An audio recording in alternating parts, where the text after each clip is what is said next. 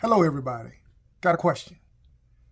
Have you ever done something that you thought was so big or so wrong that God could not forgive you or even love you? Maybe you knew better. Maybe you promised yourself you would never do it. But you haven't forgotten it. And you know other people haven't forgotten it either. But I want to remind you of something today. Your mistake may be big, but I can guarantee you that God's grace is bigger. And to get the real understanding of why God's grace is so much bigger, we have to have an understanding of the difference between grace and law. One of the things that I believe that is not talked about enough is the difference between grace and law, and how we are not under the law, which brings condemnation. And the guilt that you're dealing with right now is partly because of what you heard growing up about God. And you have condemned yourself as being unrighteous and unworthy of God's love. But I want you to be convinced today that religion and law does not have the last word. Many of us were introduced to God primarily through rules, do's and don'ts. Do this, but don't do that. Many of us have acted like we are standing in a courtroom, ready for God to pass sentence upon us based on something that we've done. And even if we believe that we're able to leave, we're not totally free. It's kind of like we leave on probation. And we believe that the first time that we break another rule, we get condemned from breaking that rule than the one we did before. But here's what I want you to hear from me today and remember, especially to those who say they pattern their lives off of what is written in the Bible. Romans 6:14 says that you are not under the law, but you are under grace. Please remember that. You are not under the law, but you are under grace, God's grace. Now that doesn't mean that wrong or right does not matter. It does not mean that our choices don't have consequences.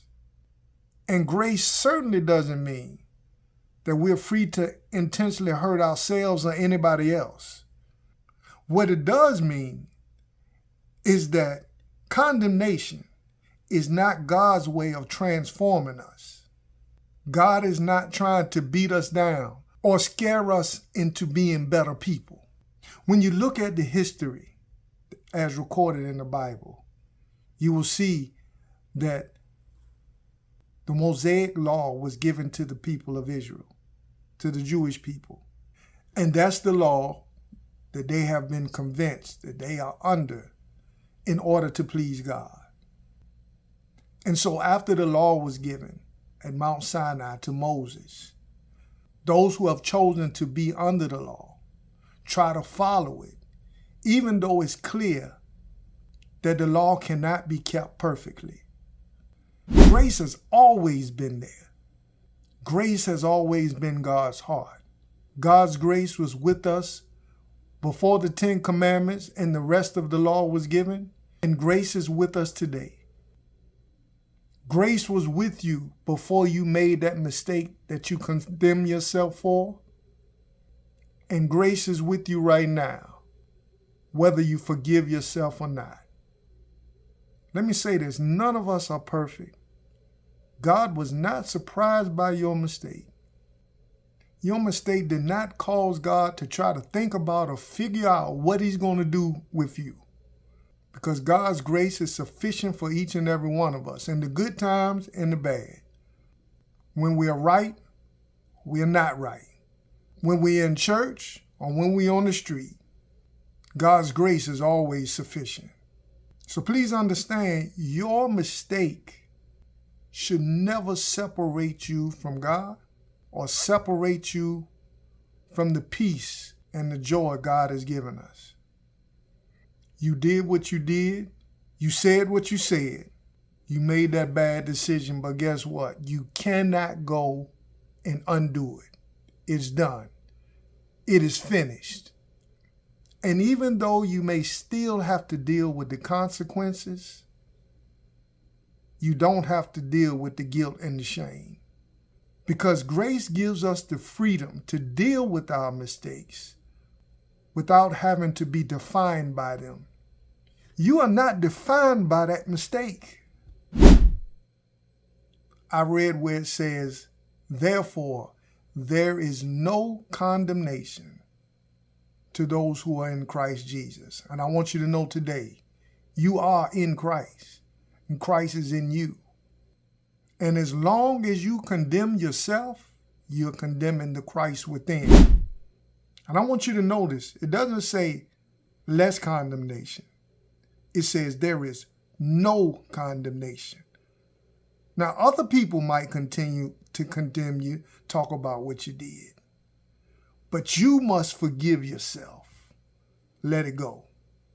Some of us have allowed one chapter of our life to be the title of our entire story. It could be an addiction. It could be a broken relationship. It could be a divorce. It could be a bad financial decision. But I'm here to tell you today, it doesn't matter.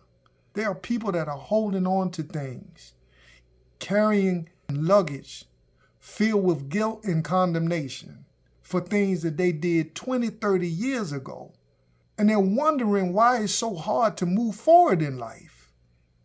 You have to put the bags down. So hear me now, you are not your mistake. And grace will never stop being grace. And we cannot let our past define our future. We can't allow religion to get the final word, because that's what religion does. It condemns us. It stones us.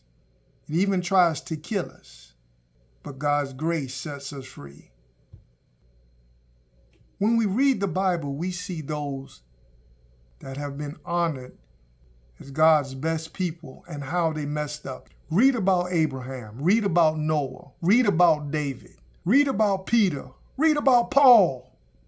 All of these are considered heroes of the faith, yet they all made mistakes and they messed up.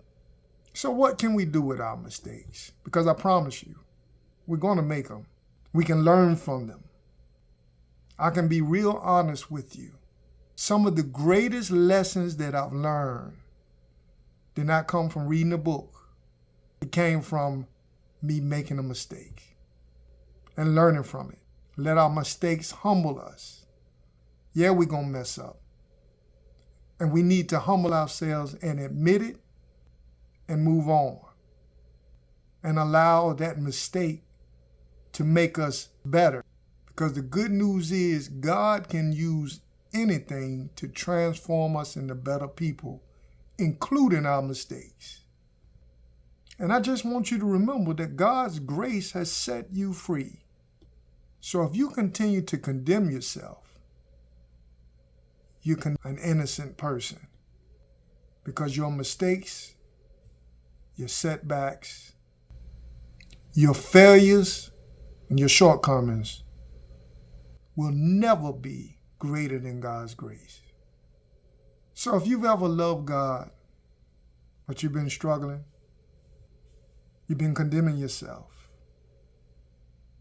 you can still hear those voices in your head, the voices of religion, that try to condemn you and tell you how unworthy you are because you've made certain mistakes. You're always welcome here to the Withinspiration Network.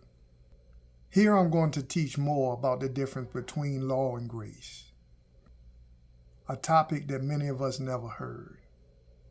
Unless you committed yourself to being under the law of Moses through circumcision, or maybe you were born within Jewish heritage, or you decided that you were going to take on the religion of Judaism as your way to understand and live for God, then you're not under the law.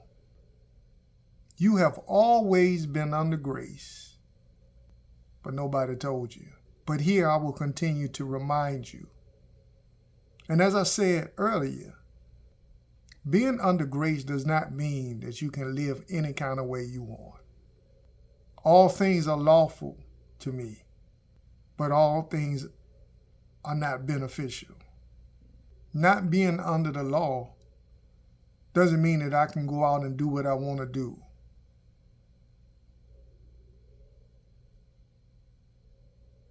But I can tell you this. You don't need the law when you have the Spirit of God in you, because the Spirit of God is better leading you into an abundant, righteous life than the law ever would. Because guess what? You're going to continue to fall. If you're trying to keep the law, you will continue to fall short. But if the Spirit leads you, the Spirit only leads us towards God's love through the power of His grace. So I want to say much love, everybody.